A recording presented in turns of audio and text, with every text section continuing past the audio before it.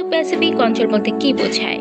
এশীয় প্রশান্ত মহাসাগরীয় অঞ্চলকে মূলত যুক্তরাষ্ট্র ইন্দো প্যাসিফিক অঞ্চল বলে অভিহিত করে থাকে, যা মূলত দূরপ্রাচ্য, দক্ষিণ ও দক্ষিণ পূর্ব এশিয়া ও ওশেনিয়া মহাদেশ নিয়ে গঠিত বিস্তৃত অঞ্চলকে বোঝায়, যেখানে রয়েছে ৩০টিরও বেশি রাষ্ট্র।